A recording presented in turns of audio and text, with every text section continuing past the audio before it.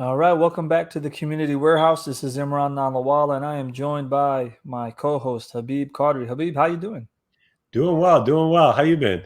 I've been good. It's been quite some time again. Yes, yes, yes. Well, we're back. School's beginning, so we need to get this back on the road. And I know we have a friend of yours on today, very interesting individual who you highly recommended that we bring on the show. And his name, just for the audience, is Dr. Adam Parrott-Sheffer. He's a former award-winning special education teacher, principal, and district administrator for early childhood and multilingual learners. He has worked in neighborhood, charter, and independent schools for almost 2 decades. He has served as a special assistant to the chancellor of the New York City Department of Education.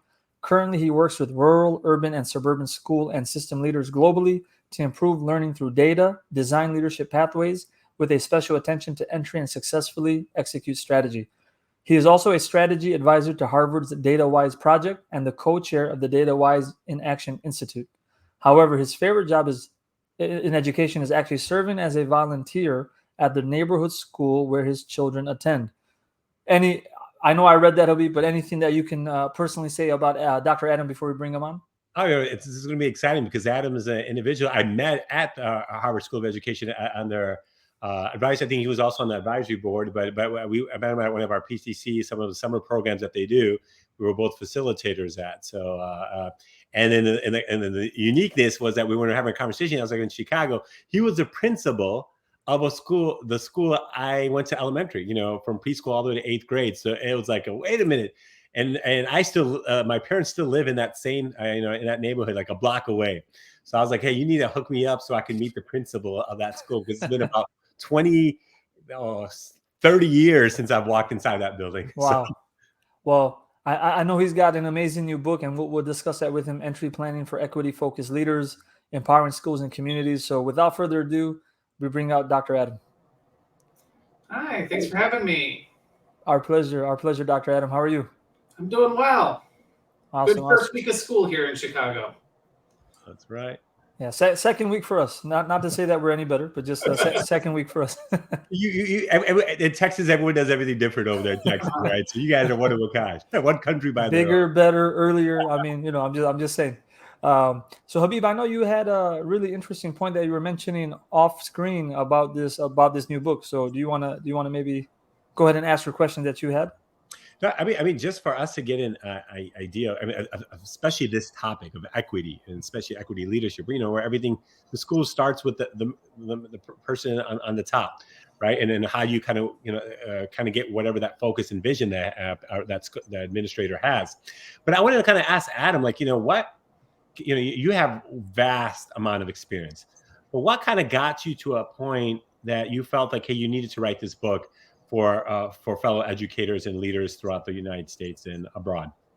Yeah, so I think one of the things that has been a through line in my career and a lot of people I talk to is like beginning a job is tough, right? Like, when I remember being that first year teacher, right? And you get handed the keys in a classroom full of somebody else's stuff and said to jump into it. As a principal back in the day, it was, handed the keys, maybe got an hour with the person who was there before, they gave you some information. And we've moved a little bit since there in the 20 years that I've been working, but like you still talk to people and there's some great entry processes now around that are trying to help people think about like, how do we start a little bit better? But what I have found, and when I talk to people, is that, it's really great. They're talking more about listening. They're talking more about trying to have learning more about the process. But so much of these structures that we're putting in place to mentor people are actually more helping and oftentimes can help people replicate the system that's in place, as opposed to really think about what is it that needs to be true within a community? How do we actually recenter where power is within the community? And so for me, I was starting to have these conversations, and the two colleagues that I wrote the book with, both were in Chicago Public Schools starting about the same time as me. And we reconnected again, kind of like me and Habib here at Harvard, and we're working together. I was getting my doctorate, and this opportunity to really dig into like what's actually going on when people start work. How could we do this differently? So one, they stay in the job, because we know people are leaving these roles really quickly, and then how can they do it differently? so that not only do they not burn out, but maybe we actually change what happens in schools and makes them work for all kids. So for me, that was really the heart of it, is like having these deep experience of knowing starting is tough and not knowing exactly what to do. And even when I did all the right things, there was still something missing, right? Like voices were being left behind, positions weren't fully being heard. So that's kind of where we both started. And we were sharing these stories, and we all had similar ones. We're like, there's something here. There's a story to be told. There's supports that we can put in place for leaders. So the book has to do with entry planning for leaders, right? And so what is it about this initial phase, the initial few days, few weeks, or month when a leader takes over or a leader transitions into a new workplace? Why is that initial phase so important? Yeah, so it's kind of like all these things are being figured out at like what would be the worst possible time, right? Like you have the least amount of information. You don't know if everybody's being a straight shooter with you, if they're giving you the right information, how much is coming from their perspective. They're sizing you up. Like, do we trust you? Are you competent? Are you going to be nice to me? Do you like me? What's going to happen to my job? So there's all this angst and wondering and uncertainty, and people are expecting you to show up and lead. And so when you're least competent, the most is being expected of you in those first, what some people, 90 days is popular, but, we think of it like it's a continuum, right? There's not really a honeymoon, particularly these days for leaders, but this idea that you're expected to deliver, you're expected to meet people's needs and address people's problems and prove that things are different and better, and you're trying to hit the ground learning, right? You're trying to figure out what's actually going on in this place and do right and communicate who you are as a leader. One more question, Habib, if you don't mind. Yeah, please go ahead. So, you brought up a good point. You mentioned that as a new leader is in a new environment, and then you're dealing with individuals, some who may not trust you, some who may want to find out more about what you're about. Leaders are human beings, right? They have their own flaws. So you mentioned in the, I believe you refer to it as the 8 dimensions. Mm-hmm. You talk about inwardness, reflection, transparency. But isn't it difficult to be transparent, to be very honest, especially in the beginning when you're not sure how others are taking you? Yeah, I think it's scary, right? Like that's one of those pieces of leadership that, willing to put yourself out there and be vulnerable before everybody else, right? So when I think about those initial steps, when you talk about that reflection, it really for, to the leaders that we talked to, the ones that we interviewed in our own experience, there are kind of 2 pieces that were really important to that, right? The first is really knowing who you are, right? Like if you're going to put yourself out there, you got to be clear about what your values are. You've got to be clear about what your hopes and dreams are for the role. And you got to be clear about kind of what you're bringing to the mix, right? Like what are your strengths? What are the places where you might have blind spots? How can you be really clear about those pieces and start telling those stories? I find when it's about, what's that story? And when the purpose is to let people know a little bit about you, but then also really to learn about them, it reduces some of that, what you're saying, that kind of that fear, that ability to make a mistake, right? Because what you're really trying to do is hear their story, hear what their hopes and fears are. What do they believe about this organization? Where have they been harmed by it? Where have they, felt that they were really able to contribute? And what brings them energy, puts them on fire in their work? And so I think when it's about that, and you're showing, there's nothing I'm going to ask you to do that I'm not going to do first. I'm going to make the first mistakes. I'm going to make the first 3, so you don't have to worry about it. Already taken care of. No one's going to laugh at you. I did it. We can all make mistakes here and learn. That's how you start to shift that culture. So yes, it's scary, and that's the work of a leader. I mean, I think it's nice the way that you're kind of first bringing out how important that they need to know who you are, and the idea of having that values and your strengths and kind of sharing your thoughts and visions. But at the same time, being a listener and trying to be like, hey, well, tell me more about you. And that's at the school. But I know one of your articles you also wrote about how important it's to really get to know the community. If you want to be that equity leader, how important it's not just that 2-second, hey, hi, young man, nice to meet you, high five, but kind of visiting and kind of being more immersed in the neighborhood that you are going to be the leader at. So can you give us a little bit more about that, Adam? Yeah, and I think that sometimes it shows that perspective of like being a new leader when you're from the outside, but like I think it really matters too when you think you know a place, right? And you're from there, right? There's other perspectives, there's other people who live there, and you need to see it through their eyes as well. Mm. But yeah, that's the other half of it, right? Like as you're doing this reflection, it's knowing yourself, and then it's knowing the place where you're going to be. And that work is granular, right? It's not too often, like particularly when you look at some of those business school versions of leadership entry, they say things like, look at the reports and look at the, focus surveys and things like that. And it's all this like technical data that you should be looking at, and you should totally do that. But what's more important than like figuring out where a kid lives and walking their path to school and figuring out what that's like? What do they pass along the way? What kind of experiences are they having on their way to your building? Take the bus home. What's that sort of thing happening? Have dinner at the restaurant that the 3 kids recommended, right? Like where do they go for their birthday? Hey, check out these places.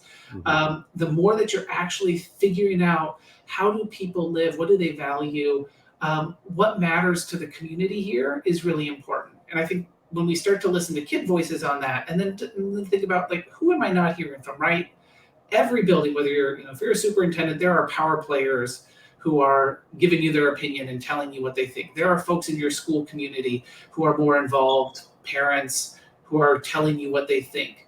And it's your responsibility as the leader to get those other perspectives that you might not be hearing from. So another key piece of this is like, whose voices am I not hearing? Is there a community within our school that perhaps isn't as vocal here? Am I not hearing from parents of special education students? Am I not hearing from this particular population or demographic? My refugee students? Who am I not getting voice from? And then I think that there's little tricks you can do to it too, right? Like there are people to go to, right? Have kids give you a tour. One of my favorites that I fell into was talking to realtors, right? Like realtors know the area. They know what's happening here. They know about everybody's gossip. They know the history of it and like where people live and why and all of these pieces. And so one of the most powerful things I did as a leader was go on walking tours with realtors to just tell me about the neighborhood and kind of what they see. So I think there's all those sorts of things to really help you know and really anchor in like what is the community's vision for learning for their youth.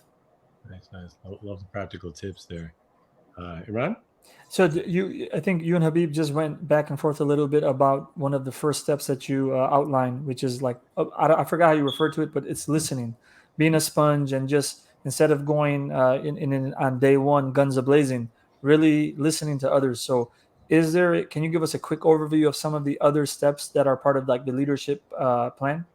Yeah, and I think one of the things that we talk a lot about in this work, and I think Habib, you would definitely agree, is there's frameworks and there's all these things that we have these elements, but like even in terms of steps, like we know that it never all happens in the same time, right? You're bouncing into different spots, and as a leader, you're like, oh, I'm gonna have to lean in here or lean in there, but that you really want to attend to all the elements, right? And so like the first 2 that I shared.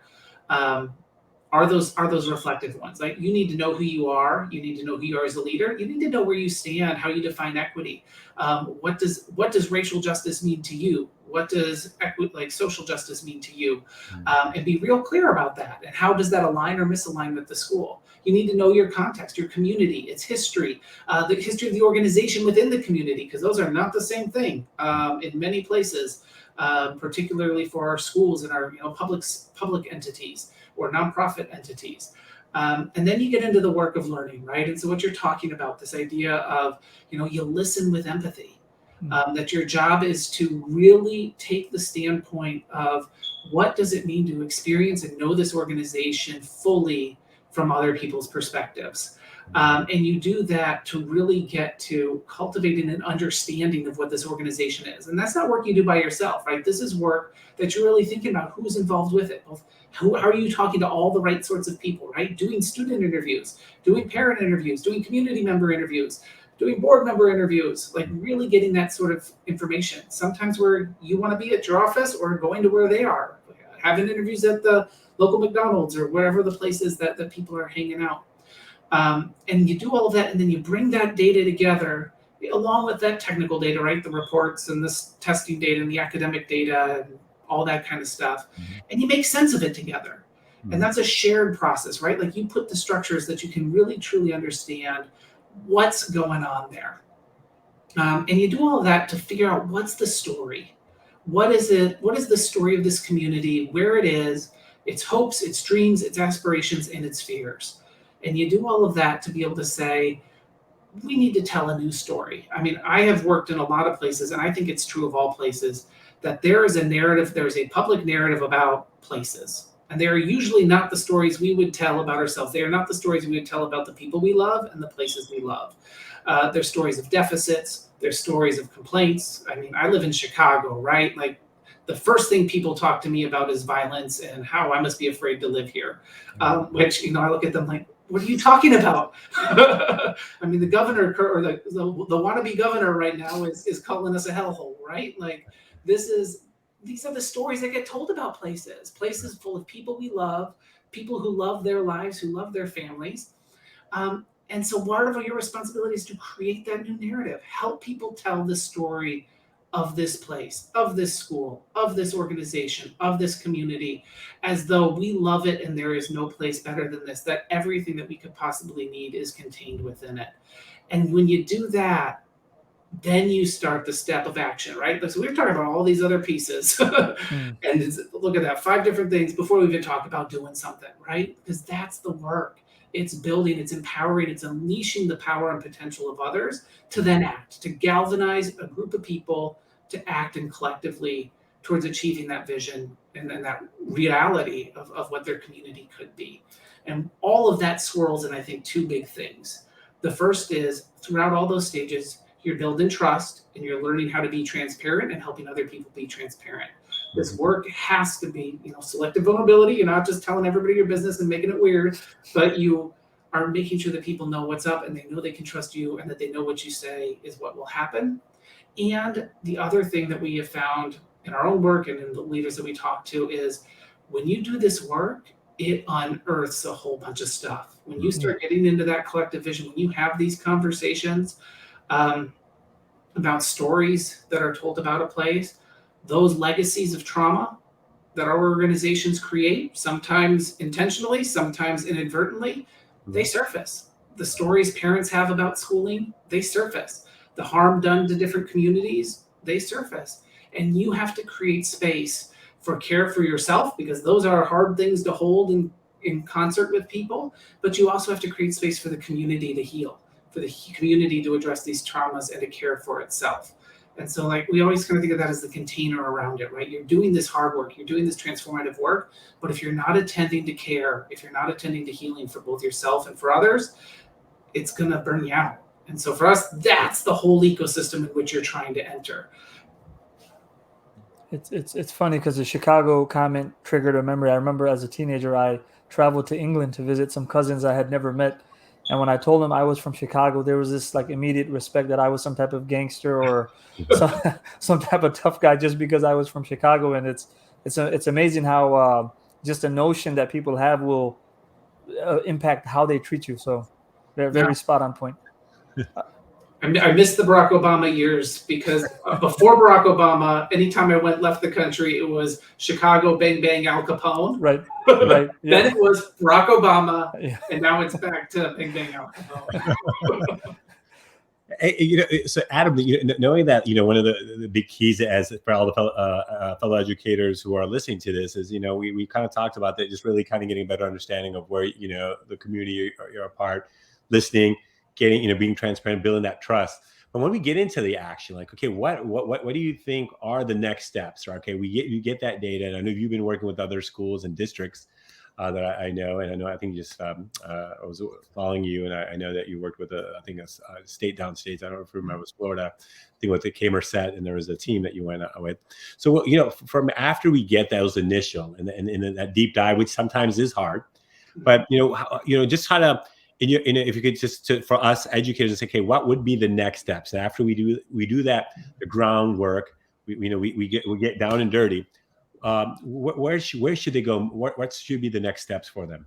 Yeah, and so if I would say that the next step really is to commit to action driven by what the community's uncovered, and like that's going to be local, that's going to be proximate, kind of the very detailed, granular what's. Are going to emerge from you actually doing this work with other people. that being said, there are things to be aware of, right? It's there's probably next steps around how much you center yourself as the leader versus the work to be done, that's identified within the community. I think the other piece where people get stuck in these processes is how do you go from thinking about action to identifying what needs to be done to getting to making the work happen, right? I mean, we are so good at creating action plans. We are not good at planning or executing them. I think one of the things that I'm really passionate about is, we could plan all day and there's a place for planning. And where people really struggle is, how do you execute? Because what we don't put in place is the infrastructure to keep continuous improvement happening, right? Like, we stop meeting, we create the plan, and then we're done. But the real work is actually keep showing up every 4 weeks, every 6 weeks, to actually think about what is the work that's possible in the time that we have. I think and what I don't think people realize is, like, leaders are craving this. I was doing empathy interviews with all the leaders in the district in the Northeast, and to a T, like, the things that people were saying to me was, this is all well and good, but what I really want is someone to check in on me over the course of the year and make sure I'm doing the things that I promised I was doing. It's hard to do them without accountability. I want my assistant superintendent to come in and ask me about my plan. It's never happened. I make one every year. It never happens. So that idea that, like, we need to actually keep the structures going. You need to commit to that space and realize people want feedback. They don't want you to be a jerk to them, but they want feedback given with care and candor. And I think the other piece of that is, we like to make plans that we can't be accountable to because it's scary, right? So when we think about what's that stage of work, once you've learned all of this, it's how can you actually hold yourself accountable? And that comes back to trust and transparency, right? For you to actually say, I'm going to get into classrooms more this year. I'm a principal, not been as good at it. Like, haven't been there as much as I need to. That is not something people can hold you accountable for. How often are you going to get in? What are you going to do after you do it? What's the bar that you're setting for yourself? What's the change you expect to see? And so that ability to get granular about what we mean, or even look and say, okay, I'm going to get in 5 times between now and in 3 weeks, because I see that there's these 3 field trips. I've got to be off site for the staff meeting, but really actually thinking about the time that you have to set ambitious but realistic goals. We don't hold ourselves to that level of detail with resources. And so when I think about, like, what does it mean to get to action? It means to be clear about the time that you have to invest in this, and being realistic about all the other things that are on a leader's plate, all the predictable surprises, to be clear about what your goals are and how you're going to measure it, and make that public. The most effective entry plans I've seen have been things like, there are superintendents who've said, I'm going to get to all 80 schools within the district and visit them within this first 100 days. That's a pretty ambitious goal as somebody who knows they're going to be pulled in all different ways. What did they do? In that particular case, they made the goal, but also when they finished their report, they had a list of all the commitments and promises they made to community, where they hit it, where they were short, where they got close, where they got off base, and then what they learned from it, how they were going to address. So we're showing people both what it's okay to be a learner, and it's okay to make commitments. It's okay to make our goals, and it's okay to miss our goals if we learn from it and change our practice moving forward. So for me, that's the work once you've kind of done these initial phases. And the secret is, those initial phases also don't stop happening. Like, we call it entry, but you still should be learning from your community. You still need to be doing this sort of work, just probably not with the same intensity. So you mentioned candor, and you refer to radical candor. So my question was, so new leader comes in, they're listening, they're absorbing, they're having individual conversations, interviewing stakeholders. Now they get all this data, they understand the culture of the environment that they're in. How do you have that direct and open conversation, yet still remain respectful and not avoid confrontation, but avoid maybe, just avoid any type of uneasiness that can happen when you're presenting maybe data that's not the most positive? Yeah. One of the things that we talk about in the book, and one of the things that we've seen from leaders who are better at this, is there's a temptation to hide the data. There's a temptation to sugarcoat it. There's a temptation to avoid the racial implications of it, right? Like, if you go walk into most of our school systems in this country, there are equity issues that will be prevalent in your data. There are haves and have-nots. that need to be named clearly and that need to be stated. And that is uncomfortable. What leaders tend to do that's effective in that moment is they're able to point to the hope. This is not an indictment of people. This is not an indictment of hard work that people have done to get to this point. What it is a statement that there is work yet to do, because there is more that we want for our kids. And that effective leaders are able to anchor in the raw truth and to not sugarcoat it, but to use it as a, flashlight or a pointing direction towards a more hopeful future. They're able to bridge that with where we can be. Again, not where they think this place should be, but where the community, where the students, where the teachers really see as the place where they can be, and show that it's possible. Show that, just because you have seen years upon years of failure and lack of investment in particular things, that's not the end of the story. It's the beginning of the story. Go ahead, Habib. No, that's good. So I don't want to lose. So, and then again, in terms of sustainability, and you referred to this earlier. So somebody comes in, they follow the blueprint, right, in terms of this new leadership plan. Have you ever witnessed where somebody does everything they're supposed to as a new leader, but then they fall on their successes, and then maybe in year 2 or 3, they forgot about that, like that grit and hard work that got them to this highly acclaimed spot or place? Yeah. I think there are stories that are told that way. Okay. I think if we unpacked them, what we would learn is that person probably missed the most important lesson, which is if they are keeping it all about them, that's what happened, right? Mm-hmm. Like, it's a lot harder. If the wheel's able to fall apart, it's because you don't have enough people on it, because you haven't actually, like, it's still your dream. It's your vision. You're the one, it's your energy, it's your blood, sweat, and tears pushing it, maybe a couple of other people. But when you've actually done the work and it's actually owned and actually identified and actually rooted in real things that the folks there see as the work, it will outlast you. Even if you do get tired, like, it will outlast you. And so I think that would be the thing that I'd be thinking about, that for that person. It's like, have you really given up enough? Have you trusted this community that they want this solved and that they're moving it in the right direction? Go ahead, Habib. And it was kind of in that same thing, like, what are the challenges that you see, now that you've, have worked with schools and processes? What are,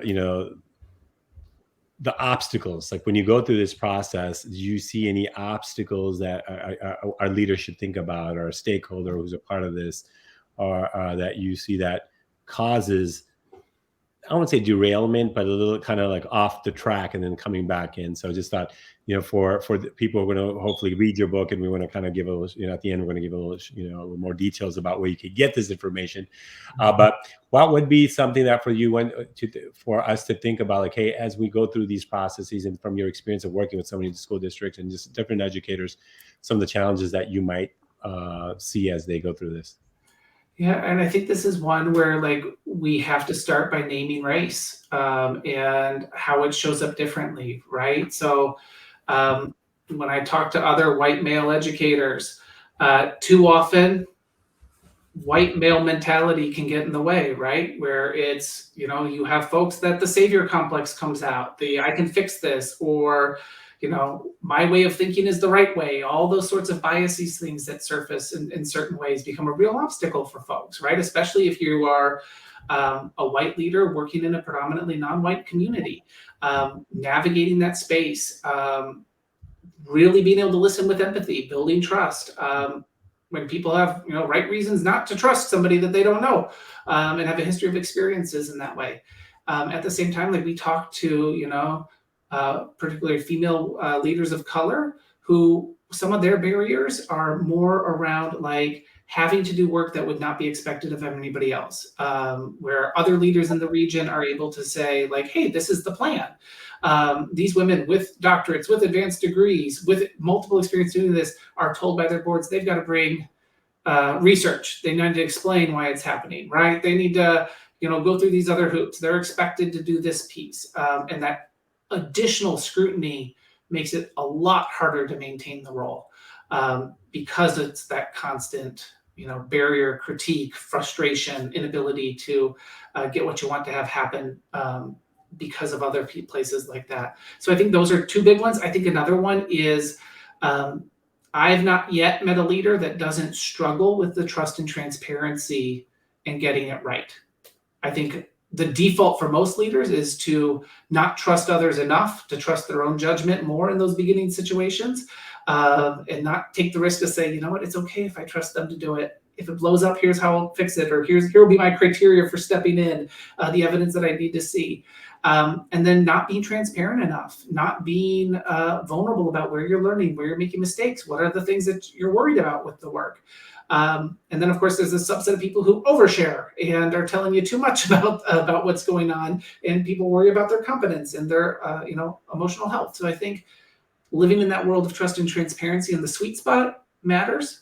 Mm-hmm. Being comfortable giving feedback in a way that cares and really honors that you love the person.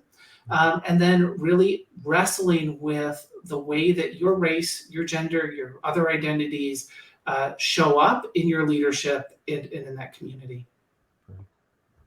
All right. Completely random question. I was just, when we're talking about equity, educational access, what have you noticed in the last few years or since COVID in terms of the use of technology? Has that leveled the playing field? Has that become more of a hindrance? Yeah, I think so I took actually coursework in technology back before there was even this technology, right? And like one of the most important lessons that I remember was just remember a pencil is technology.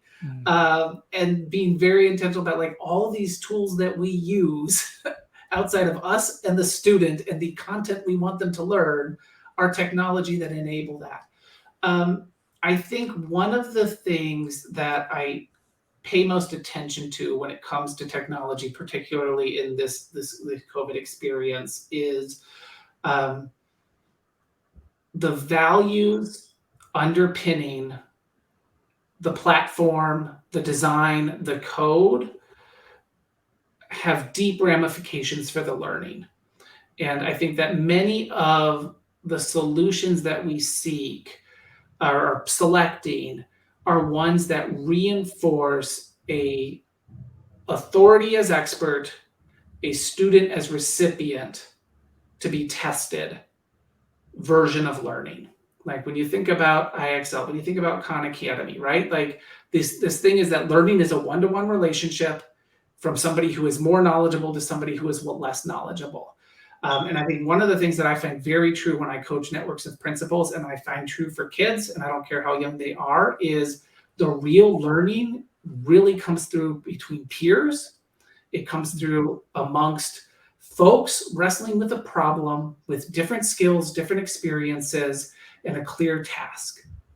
Oftentimes with expert guidance, oftentimes with questioning and prompting, but it's through the wrestling with others around an important and meaningful and worthy task that learning happens. And I think that it is very limited examples of technological, if we think like, circuits and gadgets and electrons, that have really found ways to do authentic peer learning, peer feedback, wrestling with authentic tasks that apply to the real world. I mean, one of the things, if you go by Peterson, you will see benches and gardens and fences all built by students, because one of the things that team did at the beginning of every year was have a lesson where they worked together as a 7th grade and planned a part of the garden or planned an outdoor learning space and had to learn all these skills and work together. And one built the community for the year, but it was also this wrestling with problem solving, wrestling with figuring out, how do you actually build a bench? What are those math skills that you need in place there? What are the science skills when you do it on a rainy day? All of those sorts of things. And I think those can happen on technology. The potential is there. But we tend to pick the wrong tools, and then we tend to use the tools that we do have in the wrong way. So I used to teach ESL, and it just took me back. A lot of what you were saying took me back to, importance of like peer feedback and letting the students figure it out together and task-based situations and whatnot. So thank you for bringing me back to those early memories of teaching ESL. And then go ahead, Abhi. Yeah, so I think Adam, what I think for others who are listening to this, and I think he brought up a big point. Like, it's like if you look at Adam's history, a lot of the schools district, you work with different minority groups. If you just want to kind of give a little background for individuals, just so they have a better idea of like your perspective. And writing this is not just one specific minority group, but there's been a vast different ethnic groups. Maybe just want to give a little background for some people who are maybe interested in maybe looking at your book. Yeah. So, and then I will also share, like, with my co-authors, that even expands exponentially, right? So, I mean, I've worked in Southwest Philadelphia with middle schoolers in a predominantly, almost entirely Black school student population. I have worked in a almost 50-50 split K-5 school between Black students and Latinx students. I have worked in predominantly white schools. I have worked in Peterson, which anyone who wants to go to the greatest school in the world, as Bib and I can attest, which is a school with 1,000 kids, pre-K through 8. What were we? 35 languages, 70 plus nationalities. Pretty much, if you named it, we had a substantial population, right? Like, when I always, that's one of my pet peeves, right? People talk about diversity and they mean like white and Black, or maybe white, Black, and Latinx. And it's like, no, diversity is everybody, right? Like, it is these sort of places. We used to call Peterson the place where the world came to learn. Because that's what those were the things that we were trying to figure out. What does it mean to really live in this pluralist school, really meeting the needs of parents with very different expectations on what school should be, and different community values, and all that kind of pieces about what they wanted from school and what school should look like and what learning looked like. And like, that's where really good, interesting things can happen. I've also worked in, the New York City Department of Education with 1.1 million students in Chicago, and I have some experience in some rural communities as well, having worked with schools in Eastern Oregon and North or Southwest Kentucky, among others. So I find that there's more in common in these places around what hopes and dreams are for our kids, what we want our school experiences to be like. Than I've seen difference in my own, and that it's really those nuances of culture, it's those nuances of a particular space and a particular group of people coming together that really makes for the magic of community. So that's I guess the blurred version of my experience. That's excellent. And where can we find the book? If for those who are interested in the book, where can we purchase it? Yeah, so the book is available. It is already available for pre-order on Amazon. It is also available from the Harvard Education Press website. And it's in paper now as of this week. So anybody who, I'm pretty sure they said October 25th, but I think if you pre-order, you might get it earlier. So feel free. And if you have questions, I know myself and my co-authors are excited to talk to people. We think this is a conversation that hasn't been happening in schools and nonprofits. And it's past time for us to really be thinking about how do we enter well so people stay, and they stay and we want them to stay because our schools are better places for kids. That is awesome. Yeah, I really appreciate it. And then, do you have a Twitter or anything else that people want to follow you, or Facebook, anything? Yeah, you can find me on Twitter at Adam Educate, so that's EDUC8, Adam ADAM, and that's the only social media I do. Or LinkedIn. You are always welcome to find me on LinkedIn. I'm happy to connect and chat there. And again, if you have questions, if you use the book, if you're using some of the tools or the entry plan documents that are in it, happy to have conversations and make sure that they're helping you well. Awesome. Dr. Adam, thank you for your time. Thank you for imparting and sharing your knowledge with us. And we look forward to seeing the success of the book and having you back on again. Wonderful. Thank you, Imran. Thank you for having me, Habib. Hey, thank you. It was a really good time just kind of hearing you and getting this information. Appreciate it.